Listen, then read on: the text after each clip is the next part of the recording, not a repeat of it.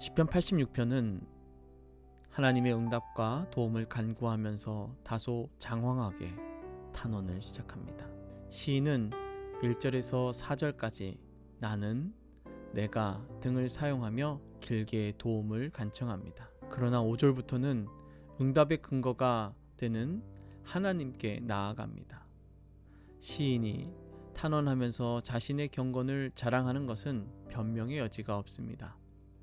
시인이 경건한 사람에게 필요한 것이 하나님의 가르침과 도움임을 잘 알고 있기에 자신의 훌륭한 경건이 하나님 앞에 장점이 될 수는 없습니다.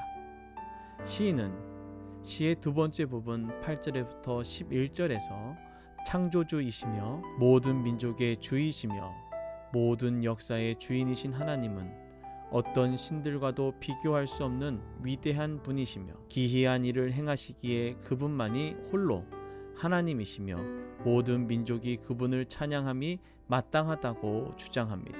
이 주장 뒤에 숨겨진 것은 자신이 하나님의 위대하심을 직면한 경험한 사람이라는 것입니다. 시인은 하나님을 경험하고 그 경험으로 자라난 사람입니다.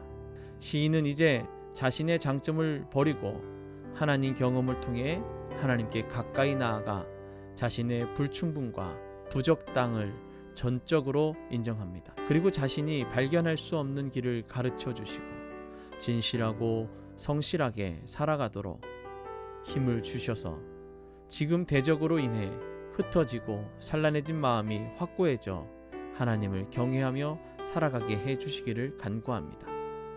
하나님을 경외하며 살아가는 것은 우리의 삶에 꼭 필요한 모든 실천적 지혜의 시작과 끝입니다. 시인은 전적으로 자신이 하나님의 도움에 의존되어 있음을 알고 그분의 선하심에 깊은 감사의 말씀을 쏟습니다.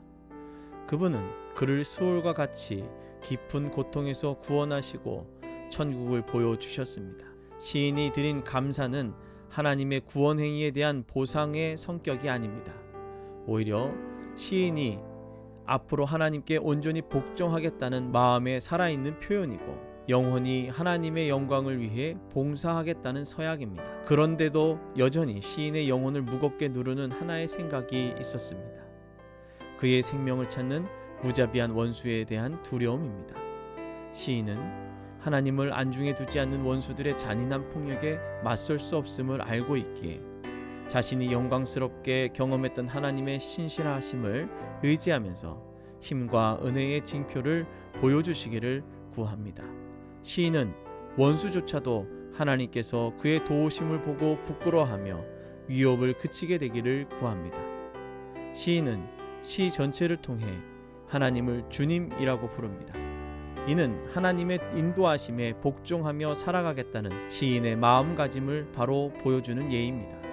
주목할 것은 시인이 무자비한 원수들에 대해 억울함이나 어떤 보복의 감정도 없이 자신이 하나님의 손안에 있음을 알고 원수들이 부끄러워하며 물러날 것을 언급하는 것입니다. 다른 시인과 달리 원수에 대한 절제된 반응 역시 시인 하나님을 신뢰하기에 가능한 것입니다. 당신은 실천적 지혜의 처음과 끝이신 하나님을 경외하며 살아가려는 열망이 있습니까? 당신에게 하나님은 누구입니까? 그분이 나의 주님이시기에 신뢰하며 복종하려는 마음을 잃지 않고 있습니까?